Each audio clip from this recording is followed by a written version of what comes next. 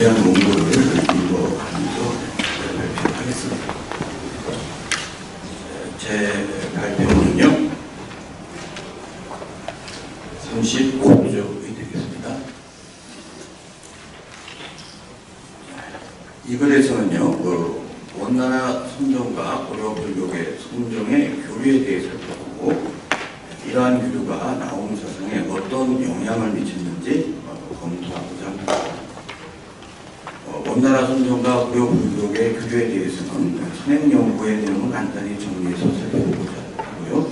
이 글의 주요 내용은 이러한 교류가 나홍의 사상에 미친 영향이 되겠습니다. 나홍의 생애는 이미 앞선의 연구에서 이미 다 앞선 발표에서 다 하셨으니까요. 지금 주요 강조점이 되는 것이 맨 아래줄에 있는 51세 때 공부선을 주관하셨다는 점. 나홍의 생에서 가장 중요한 전환점이 된다는 게 일반적인 평가입니다. 페이지를 넘기겠습니다. 그 다음에 두 번째 단락을 봐주시면요. 제가 사실은 개인적으로 97년도쯤에 나홍으로 글을 하나 쓴 적이 있습니다. 그리고 사실 그러고 나서 한 20년이 넘게 나홍이라는 연구는 안 하고 있었는데 20년 사이에 세월이 많이 흘렀더라고요. 좋은 연구들이 많이 나와서 제가 그 전에 봤던 관점을 좀 더 보완하고 좀 더 이렇게 수정할 필요가 있겠다 하는 생각을 아니할 수 없었습니다. 그 중에 하나를 소개해드리면요. 5줄 줄이 되겠죠. 이러한 나홍의 생애에서 공보선이 매우 중요한 사건이라고 평가하는 연구가 있습니다. 왜냐하면 공면왕이 직접 창간한 1470년의 공보선을 나홍이 주재를 했고 이걸 계기로 해서 그 다음에 왕자로 책봉되었기 때문입니다. 또 지송 광명경에서 나홍을 부처의 보신이라고 주장하고 그 회상을 공보선이라고 합니다. 이것도 나홍의 생애에서 가장 중요한 사건이 공보선임을 보여주는 것입니다. 그런데 그 남동신 교수는 지송 광명이 나홍을 주인공으로 해서 만들어진 위경, 곧 한국에서 만들어진 경전이라고 봅니다. 그리고 이 지송 광명경이 조원 통록 차료에 나홍전에서만 소개되어 있습니다. 제가 97년도 쓸 때는 전혀 몰랐던 사실인데 이런 좋은 연구가 밝혀져서 그렇구나. 나홍의 생애에서 공보선이 중요한 건 대처 진정을 할 수 있는 내용인데 거기에 지성광명경에서 나홍이 부처의 후신이라고 밝히고 그 회상을 공보선이라고 밝히고 있는 점에서 더 분명하게 나홍의 생애에서 중요한 것은 공보선이었구나 하는 점을 다시 한번 확인할 수 있었습니다. 그 다음 제가 서론에 쓴 건 왜 그러면 한국의 고승이, 고려의 고승이 원나라 가서 인가를 받았는가에 대한 선행연구 이유를 세 가지 소개를 했습니다만은 건너뛰겠습니다. 37페이지 2장부터 들어가겠습니다. 제가 이 글에서 발표하고자 하는 논점은 세 가지인데요. 우선 첫째 논점은 2장에서 밝힌 내용인데 원나라 선종이 국가주의적 경향이 있다고 봅니다. 그것이 나홍의 사상에도 일정 부분 영향을 미쳤다 하는 점을 말씀드리고자 합니다. 1 보시면 고려 선종의 원나라 직수백장 종교의 수용. 이 내용은 제가 쓴 것도 아니고 강호선 선생님 연구를 제가 수용한 거니까 이 점만 말씀을 드리면요. 원나라 선종이 국가불교의 경향이 좀 강해지고 그 다음에 축성이라는 용어가 나옵니다. 축성이라는 용어를 제가 썼는데 그러면 38쪽에 보시면 하나, 둘, 셋, 넷, 다섯, 여섯, 일곱, 여덟, 아홉, 열, 11쪽에 축성, 국왕의 장수를 축원하는 것 이렇게요. 이런 것들이 강조되었다고 합니다. 근데 국가주의적 균형이 뭘 의미하느냐? 제가 이렇게 해석을 했습니다. 국가니까 왕이니까 왕 또는 황제니까 황제를 위하는 내용들이 포함된다. 이렇게 제가 파악을 했는데 나홍의 어록을 읽어보면 나홍화담 어록을 읽어보면 분명히 이런 경향이 나타납니다. 저는 그걸 제가 몰랐어요. 왜 이런 게 나타나지? 좀 문제가 있다라고만 지적을 했는데 그 원리가 원나라 성룡의 영향이었다는 것은 이번에 제가 또 처음 알게 됐습니다. 39쪽이요. 인용을 봐주십시오. 첫 번째 인용입니다. 첫 번째 줄에 있네요. 나옹이 대중이 되묻기를 다면하고 공적하여 본래 한 물건도 없다. 찬란한 것이 어디에서 나왔는가? 대중이 대답함이 없자 나옹이 말하기를 부중불권의 공부 부처님의 집 여기서는 황제입을 가르칩니다. 해서 나왔다라고 했다. 이에 가사를 걸치고 창을 사르고 축성을 마쳤다. 여기서 축성이 한번 나오죠. 자리에 올라 주장자를 비스듬하게 들고 말하였다. 생략하고요. 나옹이 불자를 세우고 말하기를 삼세의 모든 부처와 역대 교서와 천하의 노화상이 모두 산승의 불자 목대기에 있으면서 커다란 광명을 나타내고 이 노동음으로 우리 황제 이때는 원나라 황제입니다를 봉축한다고 했습니다. 근데 이게 언제적 얘기냐면 그러니까 39쪽이요. 둘째 쪽 보시면 36세 때 원나라 황제에게 성지를 받고 광대선사에 몸을 놓고 그 다음에 37세 때 광대선사에서 기당법회를 하면서 그러니까 주지 취임식을 하면서 하신 법문이에요. 그때 이런 내용이 나오고는 원나라 성종의 영향을 받은 것으로 생각을 했고요. 그리고 이러한 사례가 하나만 있으면 예외적인 현상이다라고 할 수 있겠습니다만은 제가 한 두 군데 이상 아마 더 써놨습니다. 그래서 이런 원나라 성종의 영향을 받았다는 얘기고요. 40쪽에 들어가겠습니다. 3장이 되겠습니다. 원나라 선성 몽상과 철산의 수행난과 나옹의 문고시절명의 관련성. 사실 제가 문제는 3개를 제기했습니다만은 이 3장이 저로서는 가장 공을 들이고 제가 진짜로 하고 싶은 내용이라고 말씀드릴 수 있겠습니다. 1 보시면 원나라 임대종 승리와 고려 불교계의 교류. 이것도 뭐 제가 쓴 게 아니고 이미 많은 여러 불교사학자들이 정리해 놓은 거를 제가 그대로 받아서 정리를 했는데요. 그러니까 원나라 임재종 승려와 고려 불교계가 활발하게 교류를 했다. 그리고 그 대표적인 인물이 몽상도기와 철산소룡이다. 몽상도기의 제자. 그런 얘기가 쓰여 있습니다. 그 다음에 페이지를 넘기시면요. 42쪽에 보시면 그러면 충선함대에 와서는 또 이제 중본 명봉과 교류가 있었다. 이렇게 되어 있습니다. 이 세 사람 중에서 나옹의 그 공보 10절목과 관련 지을 수 있는 사상이 몽상도기와 그 다음에 철산소룡의 사상으로 보이기 때문에 이 두 분의 사상을 소개해 드리겠습니다. 42쪽이요. 몽상과 철산의 수행단과 나옹의 공보 10절목의 관련성 1. 몽상도기의 수행단. 요거는 그 유명한 성관 특진에 있는 내용을 제가 정리 요약을 했습니다. 몽상도기는 20세 선수행에 관심을 갖고 32세 때까지 17, 18명의 장로에게 가르침을 전하고 이들에게 묻고 수행을 하였지만 결실이 없었습니다. 뒤에 환상 장로에게 가르침을 전하니 묻자 아들을 참고하라고 하면서 24시간 동안 가운데 반드시 깨어있는 상태가 되어서 마치 고양이가 쥐를 잡는 것처럼 하고 또 마치 닭이 알을 품는 것처럼 해서 끊어짐 없이 계속하라. 만약 아직 조촐하게 깨닫지 못했다 해도 지가 나무에 가는 물어 뜯는 것처럼 해서 하들을 바꾸지 말 것이니 이와 같이 하면 결정코 깨달음을 얻을 시절이 있을 것이라고 했다.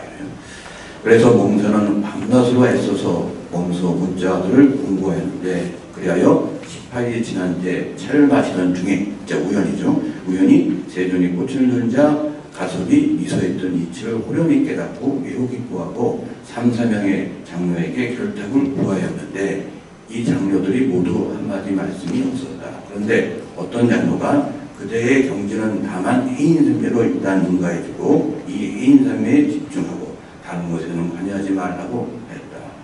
그래서 공자는 이 장로의 말을 신뢰하고 2년이 지났다. 처음에 이렇게 깨달아 돌아가셨고요. 근데 큰 깨달음인 줄 알았는데 마침 2년 뒤에 이질이 걸려서 제가 깨달음의 경지가 전혀 이런 병에 되돌아갈 수 없음을 깨닫고 자신이 깨달은 경지가 대단한 것이 아님을 몸소 느낀 다음에 참회하고 출가 것을 소원한 다음에 붓자원을 들고 병을 이겨냈다고 합니다. 그리고 출가를 하셨어요. 다시. 그 다음 단락이 극보내고요. 한 단락 건너뛰었고요. 그다음에 몽사는 승천의 고성화상의 저소에 갔다가 다시 원래 있던 곳으로 들어와서 수행을 다시 시작하였는데 한 달의 정도에 예전에 청정한 경지를 회복하였고 앞에 단락에 출가하셔서 열심히 수행해서 아주 청정한 경지를 얻었다는 내용이 나와 있습니다. 이때 몽사는 온몸에 부스럼이 생겼지만 이것도 이겨내었다. 이것이 명중 공부를 한 것이다. 또 몽사는 동중 공부도 하였는데 제 참석하려고 절을 나왔는데 화두에 문득하면서 갔기 때문에 그만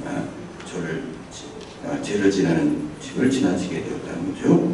3월 6일에 자선하는 가운데 묻좌들을 몰두하고 있었는데 수자가 묘당에 들어와서 향을 사다가 향함을 쳐서 소리가 났다. 그때만 갑자기 소리를 지면서 자기의 본래 면목을 알아채고 조주의 의도를 알아챘다. 우리 이쪽에서 다시 한번 큰 깨달음을 얻었다고 되어 있습니다. 그러고 나서도 끝이 아닙니다. 그러고 나서도 이제 여러 장로를 찾아갔다가 환상 장로를 뵙고 거기서 다시 당분지를 받습니다. 그래서 거기서 선문적으로 집에서 6개월 정도 아무 생각 없이 후련히 다시 가슴 속에 있는 의심의 정원이가 사라지는 체험을 하고서야 비로소 완전한 깨달음을 얻었다라고 성관 책쟁에서 자신의 깨달음의 경지를 고백하고 있습니다. 그러면서 이분이 하시는 말이 뭐냐? 그러면 19번 쪽을 보시면요.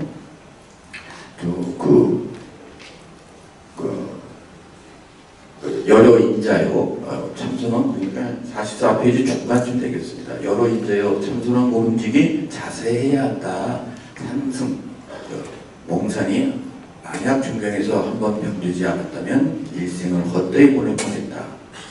이렇게 말씀하시는 게 결국 이분의 주장은 뭐냐면 이제 깨달음의 경지도 다 등급이 있으니까 참선을 한다고 할 때 굉장히 자세하게 공부를 해야 한다. 자기가 처음에 깨달았던 체험, 이 체험, 그러니까 세전이 꽃을 들자 가섭이 미소했던 이치를 자기가 해인선미인 줄 알고 그걸 크게 믿고 의지했는데 알고 보니 병에 대적할 수 없었던 체험이었고 자세히 참고해서 그래서 결국은 붓자학을 참고해서 붓자학의 자기의 본래 본능을 깨닫고 그러고도 편산장로를 찾아가서 다시 또 법고량을 통해서 다시 한번 당문지를 받는 뒤에 비로소 완벽한 깨달음을 얻었다고 하시면서 참선이라고 하는 것은 자세해야 한다라고 지금 말씀을 하고 계십니다.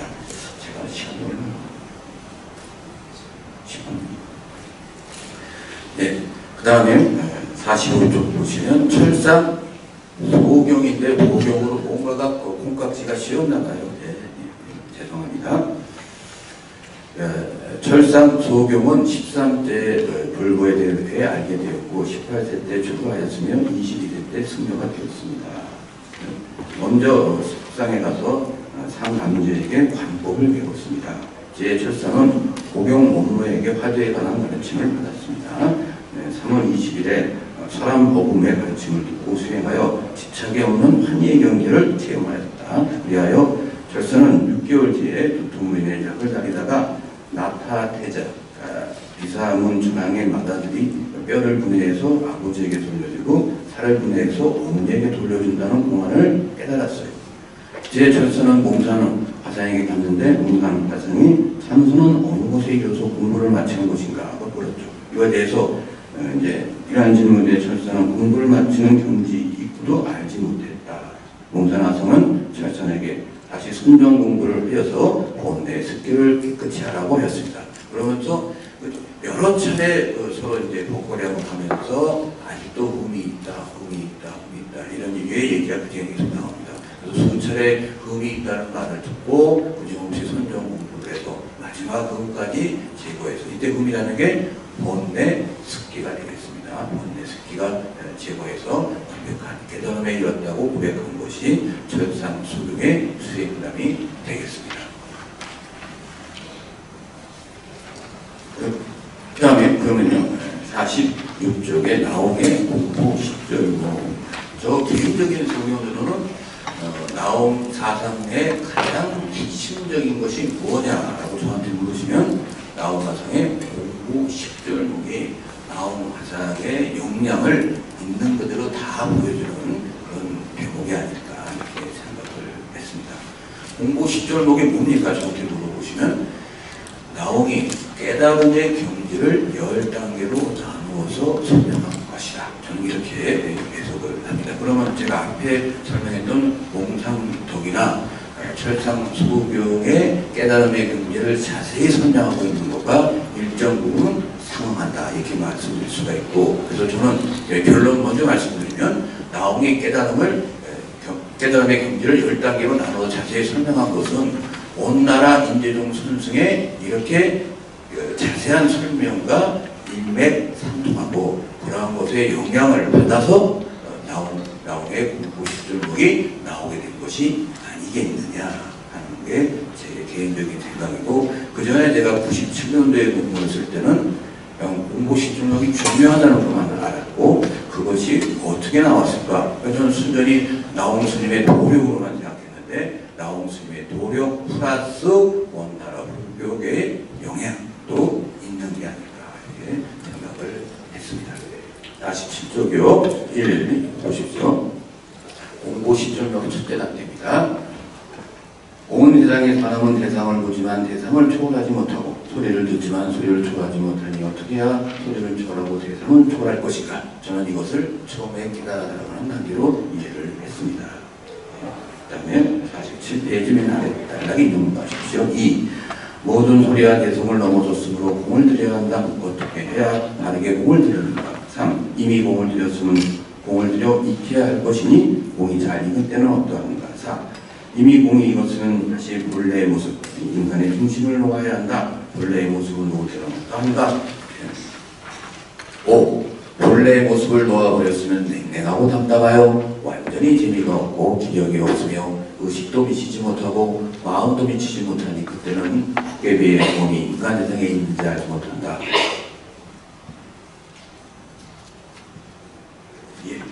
이러한 경지는 어떠한가? 5. 공부가 이러한 경지에 도달했으면 삼매가 동과 중에 중단됨이 없고 작업되었을 때가 항상 한결같아서 어떤 사물을 인식하더라도 그 마음이 흩어지지 않고 마음을 놓아도 없어지지 않으니 마치 개가 뜨거운 기름솥을 보고 핫으려고 하나 핫을 수 없고 버리려고 하나 버릴 수 없는 것과 같으니 어떻게 해야 이러한 경지에 도합할 수 있는가? 그래서 여기서 제가 강조하고 싶은 거는 동정이려의 경지가 지나갔고 그 다음에 오매이려 지나고 이제 저 숙면에 들었어도 이려의 경지가 된 다음에 송지효 스님이 하시는 상간 중에 2간이 설명되었죠. 그 뒤에 7번이요. 갑자기 120건의 짐을 내려놓은 듯이 갑자기 꼭꼭 끊어버릴 때 어떤 것이 그의 자성인가 해서 큰 깨달음을 진짜 얻으시고요. 그 다음에 49쪽에 보시면 8, 9, 10을 보십시오. 10. 이미 생사에서 벗어나서는 가는 곳을 알아야 하니 사대가 각기 분순할 때 어디를 향하여 가는가 라고 그랬어요. 그래서 7번째 큰 깨달음을 얻으시고도 다시 또 연마해서 마지막에 생사마저 자유롭게 넘어서는 경지에 도달하고 있다고 밝히신 것이 나온 스님의 공부심종목이라고 저는 파악을 했습니다. 그러면 이것을 비교해 보겠습니다. 50페이지요. 표를 한번 보겠습니다. 저는 나옹의 공부 10절목이 3포인트가 있다고 생각해요. 첫 번째 단계요. 처음에 깨닫고 그 다음에 7번째 자성을 깨닫고 10번째 단계에서 생사에 자유롭게 놓이는 경지라고 볼 수 있는데, 그러면 몽상덕의 수행담을 봐도 처음에 세존이 고추들자 가솔이 이소했던 이치를 깨닫는 경지, 그 다음에 병중공부, 중중공부를 붙여서 자기의 본래 면목을 깨닫는 경지, 그 다음에 판상명료와 복고령에서 마지막에 가슴에 있는 의심 덩어리를 제거한 경계가 나오게 10번째 단계와 일치하지 않을까 이렇게 생각했고요. 철상소경에 보면 처음에 나타태자가 뼈를 분해해서 아버지에게 돌려주고 살을 분해해서 어머니에게 돌려준다는 화두를 깨달은 다음에 몽산화상을 통해서 끊임없는 선정공부를 통해 본대스키 곧 구음을 제거해 나가서 마지막으로 깨달은 거는 나홍스미의 공부 10점으로 치면 이 9가지 단계를 선정공부를 통해서 점점 담금질을 해간 단계라고 저는 봤습니다. 그래서 몽산도기와 철상소득은 고려불교에 큰 영향을 끼치신 분은 검증이 된 내용이고요. 이런 분들이 깨달음은 자세히 참고해야 한다라고 말하신 것들이 결국은 물론 이제 남성대 선정도 영향을 미쳤을 거라고 생각은 하지만 일단 고려에 이렇게 영향을 미친 원나라 뛰어난 선수들의 내용이 나홍의 공부 10.6에 일정 직접적 영향은 아니다 해도 일정 영향을 주어서 공부 10.6이라고 하는 걸출한 내용이 나온 게 아닌가 그렇게 생각을 해봤습니다. 그 다음에요. 아마 1, 2분 남았을 것 같아서요. 간단히 하겠습니다. 4장 몽산화상 보설이 나홍의 보설에 미친 영향을 보시면요. 52쪽 보시면 1. 몽산의 시방삼보와 자기삼보. 그러니까 시방삼보는 우리가 알고 있는 불법승 삼보고요. 그 다음에 자기삼보는 불법승이 따로 있는 게 아니라 자기 마음속의 청명함이 불법승이다. 이렇게 말씀하신 위치에도 바로 그런 내용이 몽산화상의 보설에 나와 있는데요. 54쪽을 읽어주십시오. 이 나홍의 삼보와 일신삼보를 보면 삼보는 우리가 알고 있는 일반적인 삼보고요. 일신삼보라고 하는 것도 취지라고 하는 것은 삼보가 저 밖에 있는 것이 아니라 내 마음의 청정한 부분이 그대로 불법승이다라고 말을 하고 있습니다. 제가 몽산화상 보수를 못 봤을 때는 제가 97년도에 같이 근무했을 때 이 일신삼보가 대단한 줄 알았습니다. 그런데 이거 보니까 대단하다고 생각하고 있었는데 몽산화상 보수를 보니 이미 어느 정도 이미 얘기를 하고 있었고 더 놀란 건 표현마저 같아요. 그래서 제가 56쪽을 봐주시면요. 줄을 쳐놨는데 이게 인터넷으로 보내면 줄이 사라진 이치를 전에도 안 하는데 그렇지가 않았어요. 그래서 보시면 몽산화상 보를 보시죠. 첫째 줄에 보시면 불보, 법보, 승보, 가히, 위공, 지, 선지시가 되어 있죠. 그러면 이렇게 나홍쪽을 봐주시죠. 첫째 줄에 불보, 승보, 가히, 위여, 여등지, 선지식, 위여등지, 대소사. 그래서 공만 바꿔 있지 그 선지식 대도사가 같습니다. 그 다음에 또 이제 몽산화상에 약요, 종지, 원명, 15, 구창, 10회 있죠. 그거가 나홍쪽에 보시면 하나, 둘, 셋, 넷, 다섯 줄에 보시면요. 약요, 종지, 원명, 15, 구창, 그죠? 수시, 기이, 자신, 삼보, 시득. 요까지가 거의 같은 내용이 같은 표현이고요. 그 다음에 몽산화상이 참고 있잖아요. 가고, 호명, 영묘, 천연, 그 부분이요. 나홍의 첫째 줄 보시면 가고, 호명, 영묘, 천연 이 표현이 그대로 같고요. 그 다음에 둘째 줄에 보시면 잡상, 불생, 신강, 발명이라고 되어 있는 게 둘째 줄 보시면 나홍의 잡상, 불생, 신강, 발명이 되어 있고 또 보시면 청정, 무형, 일념불생, 동로당당이 청렴부영, 일념불생, 동로당당 이렇게 있어서 조금씩 다른 것 같지만 표현마다 같아서 이거는 빼도 박부터 나홍 스님이 몽산화상 보수에 영향을 받은 직접적인 영향이다라고 좀 이렇게 생각을 했습니다. 그래서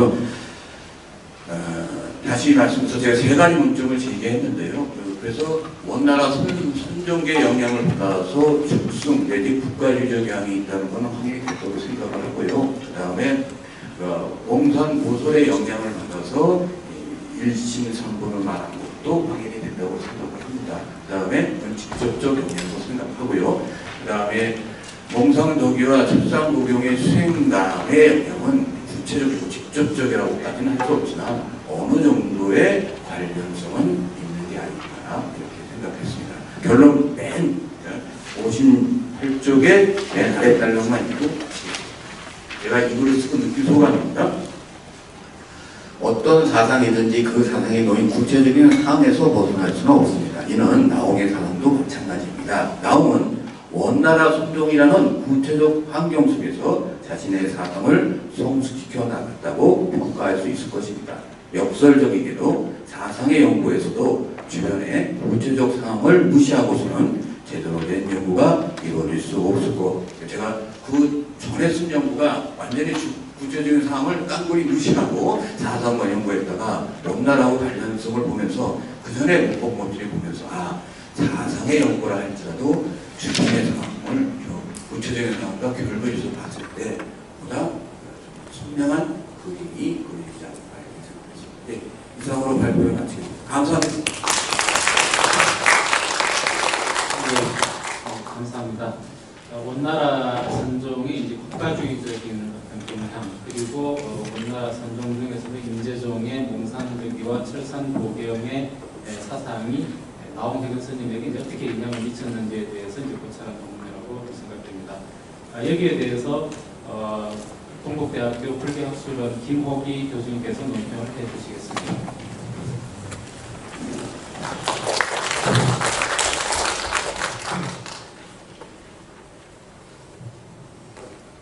제 토론문은 66쪽입니다. 원나라 선종에서 바라본 나옹의 사상에 대한 논문. 논자가 이야기하고 있듯이 전체 그 논문 주제는 세 가지로 구성이 되어 있습니다. 첫째는 국가주의적 경향을 보였던 원대의 선종이 나옹에 끼친 영향이고, 둘째는 몽산덕이와 절상소경 사상이 나옹의 공부 십절목에 끼친 영향이며, 셋째는 봉사마성 보슬이 나옹의 보슬에 끼친 영향입니다. 이들 세 가지 관점은 모두 원대 선종의 입장에서 영향을 받은 나옹의 사상에 초점을 두고 전개되어 있다. 내용으로 구성이 되어 있습니다. 제가 이해한 내용은 이제 논자의 이해하고는 동일할 수는 없을지 모릅니다만 제가 이해한 간략한 내용을 말씀드리겠습니다. 원대 선종의 국가주의적인 모습에 대하여 논자는 고려에 수입된 직수 백장청 교육의 내용 가운데 특히 축성의식과 관련하여 고찰하고 있습니다. 나옹화성 어록의 몇 가지 사례를 예로 들어 설명합니다. 근데 이 국가주의적 모습은 원나라 시대 때문에 특징은 아니었습니다. 송나라 때도 마찬가지로 대장경 불사 작업으로부터 시작해서 오산 시찰제도 등 심지어는 황제의 이름자에 같은 이름자를 스님들의 법령가에도 사용하지 못하게 하는 등 대단한 국가의 권위가 있었던 시대이기도 합니다. 그리고 여기는 이제 따로 언급은 없었습니다만 이러한 국가주의적인 모습에 대한 이 축성의식은 나옹뿐만이 아니라 배운 태국 어록들에 보면 숱하게 많이 나오는 그러한 특징들이기 때문에 굳이 이제 나옹만의 특징이라고 하기에는 좀 주장한 이유할 것 같습니다. 태국 어록에도 보면은 제 개인적으로 보면 짜증이 날 정도로 많이 황제한테만 그런 게 아니라 황후, 황태자, 귀족, 고관, 대작 이런 것들을 축수하는 의식이 대단히 여러 차례 등장하기 때문에 나옹의 전체적인 사상이 다른 이제 시대가 다른 조선이나 이런 것들과 보면 하나가 특징일 수 있겠습니다. 원대의 몽산덕이와 철산소경 수중에 대하여 성관책진의 내용을 중심으로 고찰하고 있습니다. 우선 원대 임재종의 성녀와 고려불교 관계에 대하여 가지상문계통의 분부와 사고상문계통의 만왕, 원대 몽산덕이와 중간, 중국명본과 중선왕 등의 인연에 대해서 고찰을 합니다. 몽산과 절산의 수중과 나옹의 공부십절목의 관계에서는 몽산의 수행과 깨침의 경험, 절산의 수행과 깨침의 경험을 고찰하고 나아가서 그 영향을 받았다고 간주되는 나옹의 공부십절목의 구조에 대하여 고찰하고 있습니다. 원자는 공부십절목 구조에 대하여 인문부는 좀 눈을 뜨는 단계, 당문부는 더욱 진보해 나가는 단계, 물리부는 진리의 세계를 완전히 깨달은 세계에 가까 회대하고 있습니다. 그리고 보다 구체적으로 10가지 항목의 낱낱에 대하여 설명하면서 일려보릅니다. 첫째 절목은 진리의 세계에 들어갔는지 점검하는 단계라고 하고, 7번째 절목은 자성국 본래 면목을 깨닫는 단계라고 하며, 10번째 절복은 완전한 깨달음을 얻은 단계라고 말합니다. 이후 몽상과 철 3의 수중과 나온의 공부 10절목을 비교하는 대목에서는 몽상의 경우에 세 차례 깨달음의 동기를 각각 제1절, 제7절, 제10절 단계에 배대하고 철산의 경우에는 두 차례 깨달음의 동기를 각각 제1절과 제7절 이후 단계에 배대합니다. 몽상하상 보설이 나오고 보설에 미친 영향에 대해서는 몽상의 경우 시황삼세와 자성삼보가 나오게 경우에는 삼보와 일심삼보에 해당된다는 상업 내용을 비교하면서 그 표현에 있어서도 비슷한 점이 있음을 논의하고 있습니다. 자, 토론할 점에 대해서 이제 논제에 대해서는 여기 주최 측에서 부여받은 제목이었겠습니다만은 원나라 선종에서 바라보니까 그 제목대로라면은 아마 이러한 경우 원나라에서 어떠한 상황이었는가를 좀 설명해 주는 것은 중하지 않았을까 하는 점에서 좀 지적을 해본 건데요. 전체적인 주 내용은 아닙니다. 두 번째 내용, 나온의 공부 10절목과 관련하여 제가 질문하고자 하는 내용은 이 대목입니다. 본 논문에서는 구체적으로 언급하고 있지 않지만 나온의 공부 10절목은 몽상의 문자 10절목에서 그 용어를 사용한 것으로 보이기도 합니다. 나아가서 공부 10절목 구조에 대하여 기존 어떤 한 견해에서는 간화선의 수중관과 관련시켜서 제1절과 2절과 3절은 화두에 대한 의심으로 간주하여 일본의 기초 수행 단계에 해당합니다. 제4절, 5절, 6절, 7절은 가행정진의 단계에 해당하며 제8절, 9절, 10절은 자성본연과 수련, 응용으로서 대우와 의용의 단계에 해당하는 것으로 보기도 합니다. 일정 부분 저도 여기에 동의합니다만은 제 개인적인 견해로는 이렇습니다. 제1절부터 제3절까지는 깨달음에 접근하는 수행의 단계, 제4절부터 제7절까지는 깨달음을 획득하는 단계, 제8절부터 제10절까지는 깨달음을 활용하는 단계, 이렇게 좀 보고자 하는데 혹시 견해가 같고 다를 수는 있습니다만 제 의견을 한번 제시해보면 어떻게 생각하실까 원자한테 한번 질문을 던져봅니다. 자, 입문 3구와 공부 10절목과 3전어는 1년의 시험 과정이므로 공부 10절목을 논의하는 대목에서 3전어의 경우도 함께 연계시켜 여기서 논의가 되었더라면 하는 좀 제 욕심을 부려봤습니다. 원자는 공부 10절목을 깨달음의 단계, 물론 한 부분에서는 수행의 단계라는 표현이 있었습니다만 전체적으로는 깨달음의 단계로 거의 설정하고 있는 것 같습니다. 과연 이 10단계가 깨달음의 단계인지, 왜냐하면 이 10단계는 공부 10절목에서 시험 보는 수험생들한테 시험 문제로 제시한 것이기 때문에 깨달음의 결과를 10단계로 나눴다, 이것보다는 저는 개인적으로 생각할 때 아마 수중의 단계, 깨달음으로 나아가는 단계, 이런 의미가 보다 적절하지 않을까 해서 한번 언급을 해봤습니다. 제가 질문드리고자 하는 것은 두 번째 제 견해에 대한 어떤 입장인지 이걸 묻고 싶었고요. 마지막 해석과 관련된 부분은 소소한 것이기 때문에 논문 작성하는 데 참조되지 않을까 해서 써본 겁니다. 이상으로 활동을 마치겠습니다.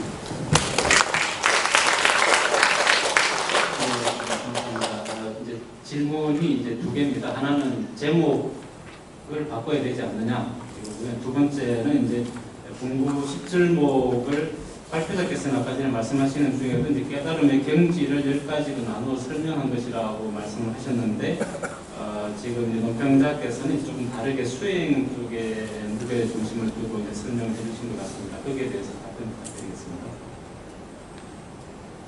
사실 제목은요 몇 번을 바꿨습니다. 처음에 아이디어 단계에서 이렇게 생각했다가 그래서 논문을 구체적으로 쓰면서 또 바꾸고 이제 가장 무난하게 생각하는 게 원나라 선종에서 바라본 나오는 사상, 무난하게 가장 무난하게 잡은 건데요. 근데 저는 이 제목이 최종이라고 생각하지만 더 좋은 제목이 있습니다. 바꾸려고 하고 있습니다. 어쨌거나 지금의 제 문제의식은 원나라 선종에서 바라보면 나오의 선사상이 더 잘 이해된다. 뭐 그런 취지의 제목이 큰 의미로 부여하지 않았고, 그 다음에 이제 선행 연구에 따르면요, 나오의 공부 수준과 몽상 화상의 국자 또 10절목의 유사성에 대해 지적을 해보자. 첫째가 뭐냐면 제목이 유사하지 않아.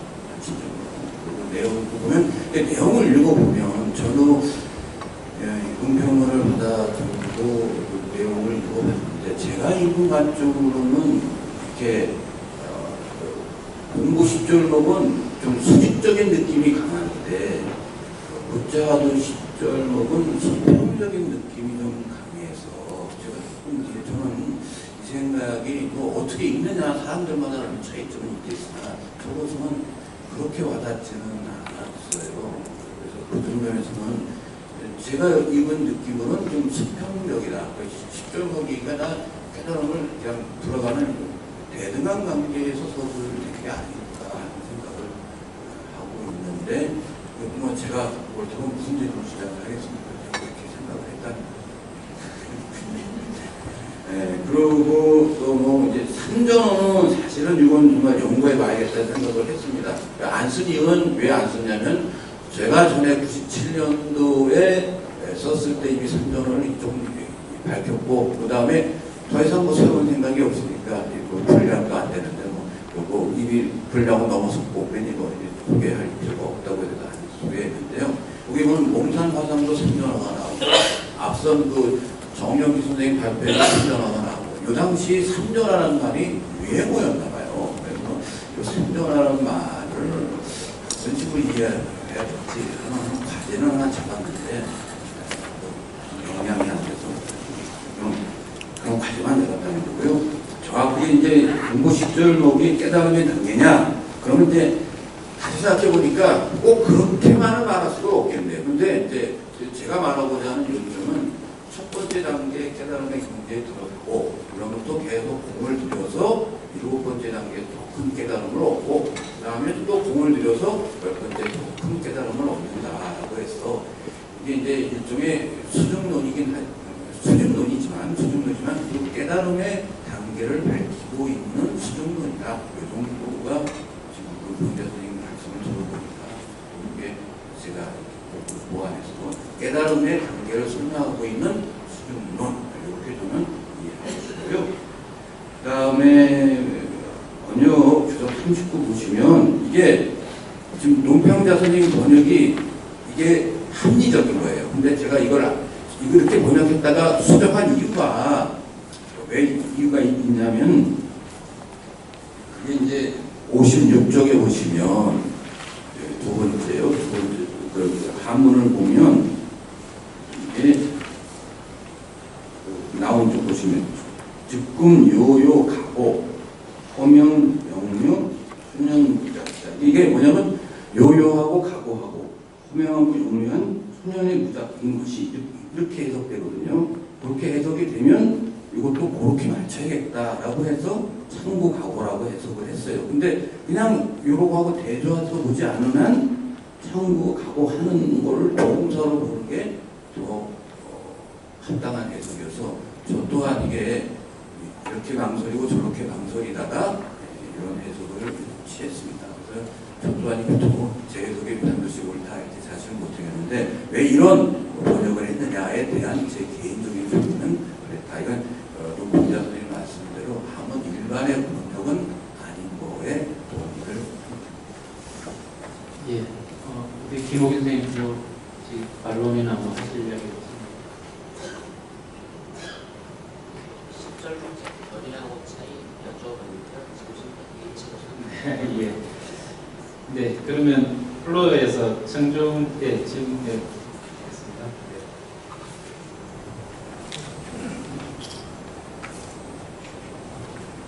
네, 저기 불교 전문 출판사의 민족사 대표 연창화입니다.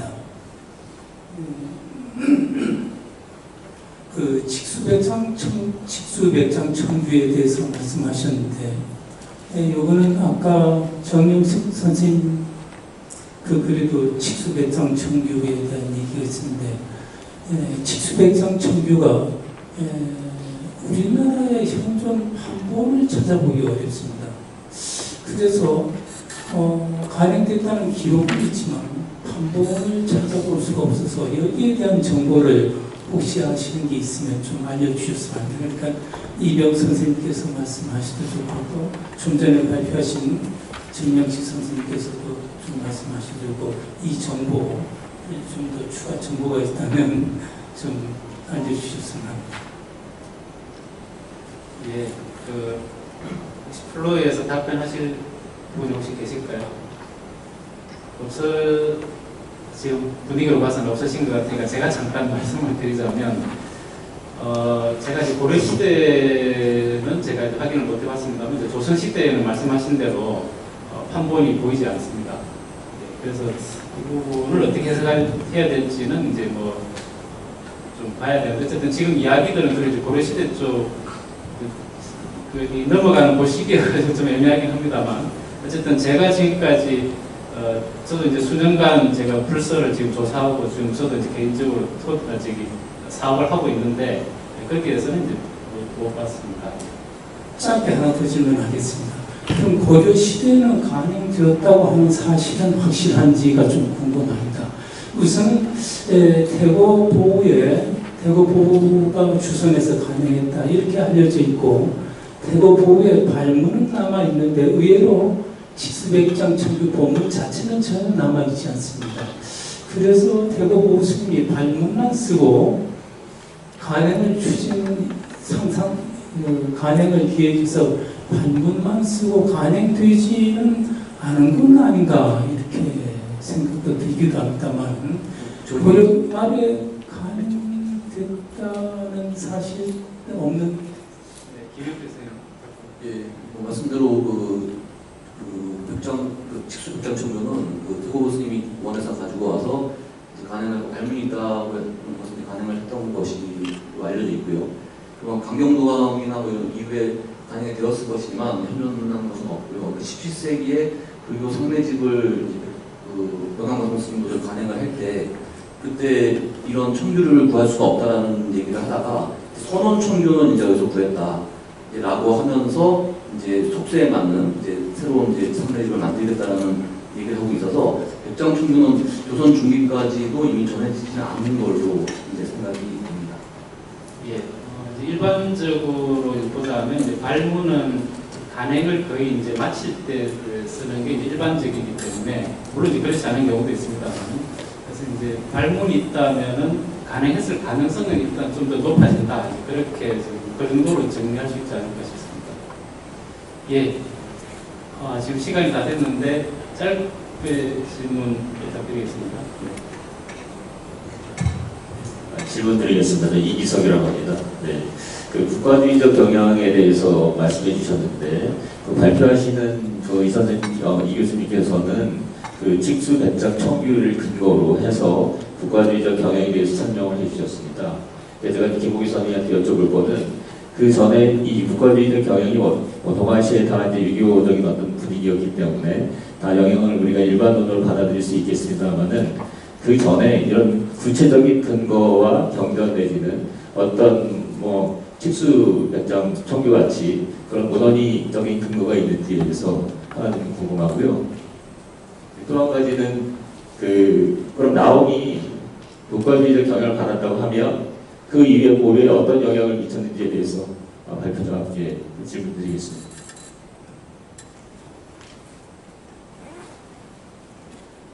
그러니까 앞에 제가 발표할 때 빼놓은 게 있는데요. 정영희 선생님이 발표할 때 논문에 이런 내용이 있었습니다. 뭐냐면 해군의 은인 각전이 나홍의 성품을 축도 지교라고 부르셨다라고 대부분 소개하시더라고요. 그럼 이거하고 맥락을 좀 같이 하는 거라, 본인들도 나홍의 성품에 대해서 이런 식으로 봤구나 하는 생각은 했고요. 그 다음에 그 뒤로 고려 때까지 어떤 식으로 영향을 주었는지는 지금 저는 나홍을 겨우 그냥 발견을 한 거지, 그 뒤까지는 더 연구를 해봐야 할 것 같고요. 그 다음에 제가 말씀드리는 건 이게 나홍 사상의 특징이라고 말씀드리는 것은 아니고, 이게 특징이라고 하면 이상하고, 나홍에서 이런 것이 발견이 된다.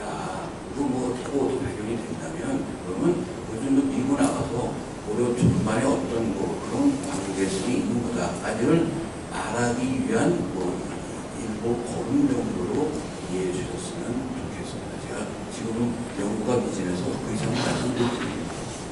예, 저희가 이제 6분의 발표가 다 끝난 다음에 또 종합 토론 시간이 있습니다. 지금 이제 질문하신 그런 내용은 이제 또 나중에 다른 분께서 이제 답변하실 수 있다면 좋을 것 같습니다. 예, 이것으로 오전 발표를 모두 마치고 안내를 받도록 하겠습니다. 예, 수고하셨습니다. 국회측에서 점심을 준비했습니다. 비빔밥으로 준비했고요. 나가시면은